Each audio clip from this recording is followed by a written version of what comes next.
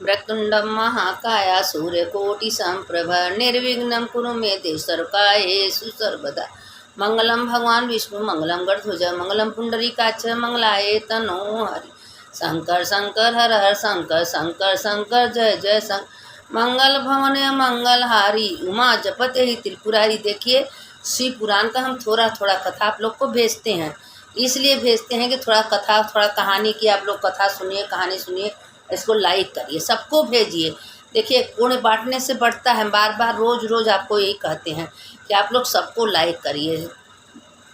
अगर लाइक करेंगे, शेयर करेंगे, कमेंट करेंगे, अगर पहली बार हो तो सब्सक्राइब करें हमारे कथा पुराण में, लेकिन पौराणिक कथा में, लेकिन आप लोग इसको बांटिए, सबको सुनाइए। देखिए हम शिव पुराण का थोड़ा थोड़ा रोज़ स्थायी रूप से भेज रहे हैं।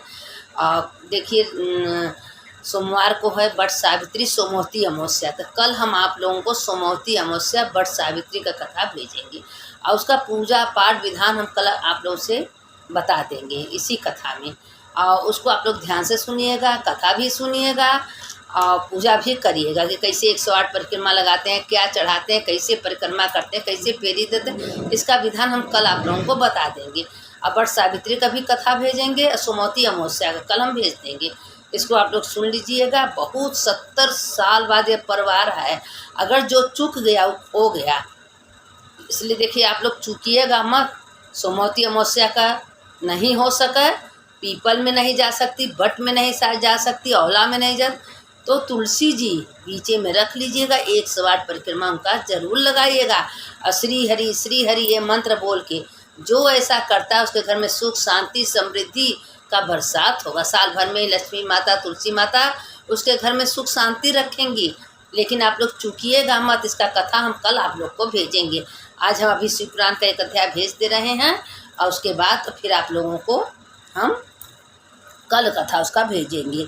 देखिए शिव पुराण का कथा तो थोड़ा सा एक लाइन सुनने का महत्व है, तो इसीलिए हम कहते हैं कि नहीं भाई हम तो सुनते हैं पढ़ते हैं, आप लोग के भी कान में जाना चाहिए। कहते हैं कि अपने सीमित नहीं रखना चाहिए, ज्ञान है, विद्या है, धर्म है, सबको बांटना चाहिए। बुरा कर्म किसी को नहीं देना चाहिए, अच्छा कर्म सबको देना चाहिए।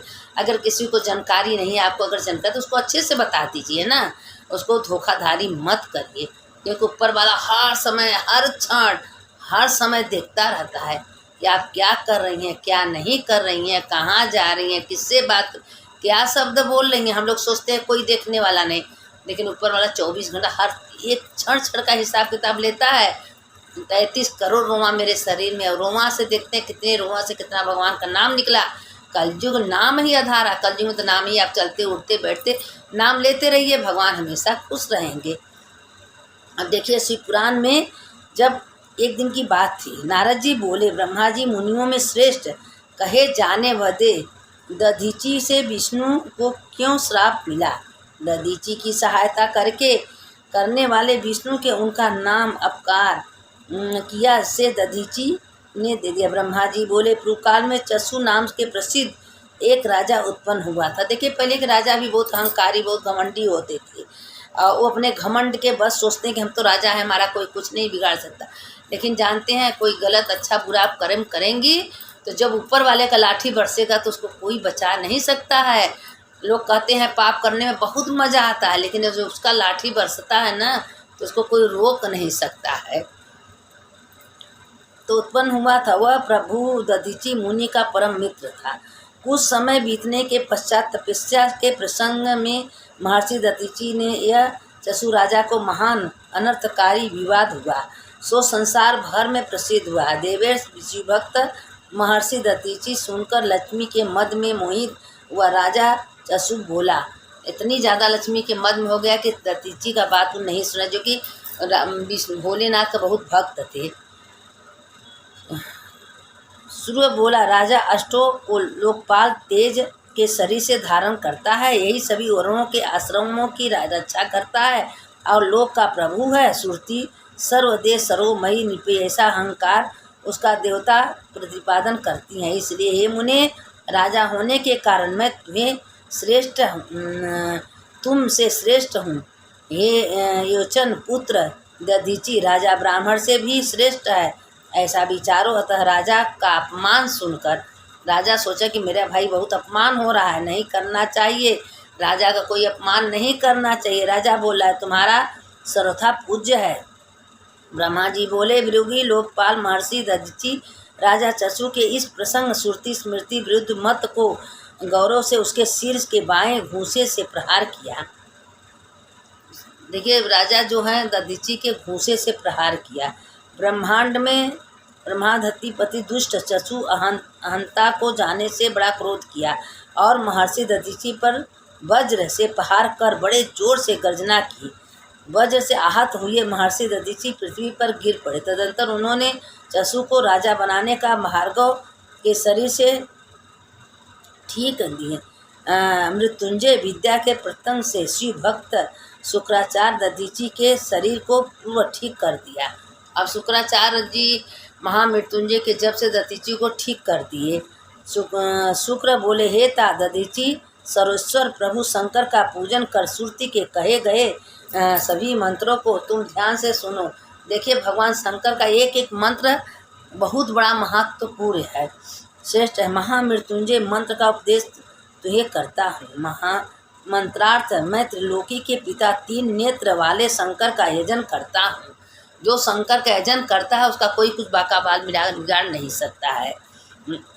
जो इस त्रिमंडल त्रिलोक के पिता तथा तत्व रज तथा आदि तीनों गुणों को परमेश्वर हैं। जो त्रिधाय विवाह तथा सर्व रूपों से महादेव होकर स्थित, जो वेद महादेव का सुगंधित, जो तथा पुष्टि के बढ़ाने वाले समस्त प्राणियों को तीनों लोकों को अपने कृत्यों का सम्मान समाप्त करता है।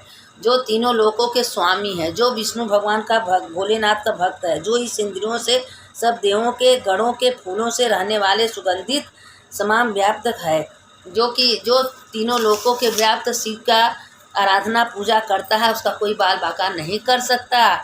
हे द्विजय शिव महापुरुष से प्रकृति पुष्टि होती है। सुकृत महत्व विशेष महत्व विकल्प जो स्वरूप है। हे महामुने, जो विष्णु पितामह मुनिगण एवं समस्त देवता भोलेनाथ का देखिए राक्षस देवता किन्नर पिचास भूत सब भोलेनाथ का आराधना करते हैं। अब विष्णु से तो सब द्रोह करते हैं, लेकिन भोलेनाथ का सब आराधना। अब भोलेनाथ सोचते समझते हैं तो है नहीं, जिसको जो आता है उसको आशीर्वाद दे देते हैं। ब्रह्मा जी बोले हे मुनि सत्तम। इस प्रकार दधीचि मुनि ने उपदेश कर शुक्राचार्य शिव का स्मरण करते हुए अपने स्थान को चले गए। महामुनि दधीचि उसके इस वचन को सुनकर संतुष्ट होकर स्मरण करते हुए वन में गए। वन में जाकर उन्होंने शिव का स्मरण करते हुए विधि पूर्वक महामृत्युंजय का जाप किए। महामृत्युंजय का जाप करते करते हजारों साल दधीचि को बीत गया। और जब बीत गया तो भगवान भोलेनाथ स्वयं प्रकट हुए अपने प्रभु भगवान सदाशिव को अपने आगे प्रकट देखकर महामुनि अत्यंत प्रसन्न हो गए। विधिवत प्रणाम कर हाथ जोड़कर वह प्रसन्नता स्तुति करने लगे। भगवान शिव प्रसन्न होकर दधीचि को बोले हे दधीचि वर मांगो। भक्त बल भगवान शंकर के वचन को सुनकर दधीचि मुनि हाथ जोड़कर बोले। अब भगवान भोलेनाथ कह रहे हैं तुम वर मांगो, जो मांगोगे सो हम तुमको देंगे। दधीचि बोले हे देवाधिदेव, हे महादेव, हे देवों के देव, हे त्रिनेत्र, आप मुझे 3 वर दीजिए। प्रथम यह मेरे शरीर की हड्डी वज्र के समान हो जावे, दूसरा यह मुझे कोई मार न सके, और तीसरा यह सर्वथा दैत्य रहित जीवन व्यतीत करूँ। भगवान का आपका सेवा करते हुए अपने जीवन को व्यतीत करूँ, हमको यही चाहिए और कोई वर नहीं चाहिए। ब्रह्मा जी बोले। महर्षि दधीचि की बात सुनते ही भगवान शंकर अत्यंत प्रसन्न हुए और तथास्तु कहकर उन्हें तीनों वर प्रदान किए। इस प्रकार शिव से तीनों वर को प्राप्त कर महर्षि प्रत्यक्ष प्रसन्न हुए। दिव्य मार्ग से मर्यादा उसके चक्षु विधाता का पुत्र राजा चक्षु दधीचि उन्हें वज्र द्वारा अदिति वज्रयुक्त शरीर को देखकर विस्मय पड़ गए। अब देखिए जो दधीचि थे उनके शरीर वज्र हो गया। अब जब वज्र हो गया तो बहुत लड़ाई झगड़ा होने लगा देवताओं में, इंद्र में। तो इंद्र हार गए थे तो भगवान शंकर के पास गए। शंकर किसी के हड्डी का अगर वज्र बन जाएगा तभी मारा जाएगा जो राक्षस हैं। तो दधीचि को बुलाए गए तो कहे ठीक है प्रभु, आपके भलाई के लिए देवताओं के लिए हम अपने शरीर को त्यागने के लिए तैयार हैं। तो दत्त जी का जो शरीर था वो वज्र बन गया, अपने शरीर को त्याग दिए। तो इसीलिए कहते हैं कि हड्डी भी उनका काम में आ गया, हड्डी भी देवता के लिए आया है। वो अपने हड्डी को निरर्थ नहीं जाने दिए। अभी हम लोग मर जाएंगे तो लोग जरा फरा के हड्डी फेंक देंगे, लेकिन उनकी हड्डी काम में आ गई। तो इसीलिए भगवान का तपस्या, भगवान का जप, पूजा पाठ कहीं व्यर्थ नहीं जाता है। इसीलिए कहते हैं आप लोग दिन रात काम करते रहिए, भगवान का भजन कीर्तन करते रहिए। श्री शिवाय नमस्ते, ओम नमः शिवाय, तो ओम त्र्यंबकम जो मंत्र आता है आप जिसको जपते रहिए। इस प्रकार जनार्दन को दिव्य दर्शन से संतुष्ट हुआ राजा चसु सुंदर वाणी से उनकी प्रशंसा की। राजा देखिए उनकी प्रशंसा के आगे भोलेनाथ का तप करते हुए राजा भी हार गए। इसीलिए कहते हैं कि तपस्या कहीं व्यर्थ नहीं जाता है। स्मृति करने से उसके आरोग्य रोग सब ठीक हो गए और राजा भी उनको हार गया। हारने के बाद राजा भी उनका जय जयकार करने लगा। अब इससे आगे कथा आप लोग को कल सुनाएंगे। सुनने वाले की जय, सुनाने वाले। शिव पुराण है, थोड़ा सा अगर आप लोग सुन रही हैं तो आप लोग का समस्त पाप नष्ट हो जाएगा। सुनने वाले की जय, सुनाने वाले की जय। मंगल भवने मंगलहारी उमा जपते त्रिपुरारी, शंकर शंकर हर हर शंकर शंकर शंकर जय जय शंकर। अच्युतम केशवम राम नारायणम कृष्ण दामोदरम वासुदेवम हरि, श्रीधरम माधवम गोपिका वल्लभम जानकी नायकम रामचंद्रम। आप सुनिए कंस शंकर जी का कथा, बहुत सुंदर कथा है। अगर कथा आप लोग सुनेंगी तो सोचें कि अब के ज़माने में बेटियां ही अच्छी होती हैं। अब देखिए एक गांव में एक ब्राह्मण थे और उनको बेटा की चाह थी। तो पहले उनकी बेटी हो गई, तो बेटी का प्यार नहीं किए, न बेटी का कोई कर्म किए, न कुछ नहीं किए। बेटी का सूरजमुखी नाम रख दिए थे, लेकिन बेटी से उनको बहुत दुख हुआ। फिर दूसरी बार जब कुछ दिन के बाद उनको दूसरा बेटा हुआ, उसका सूरजमुखी नाम रखिए। जब सूरजमुखी नाम रखे, उसका सुरमिक सूरजमुखी, दोनों का नाम रखे। तो दिन पर दिन बेटी बड़ी हो गई। 7 साल में उसकी शादी कर दिए, 15 साल में गौना दिए। गौना ससुराल में गई, कुछ दिन के बाद उसके पति देहांत हो गया।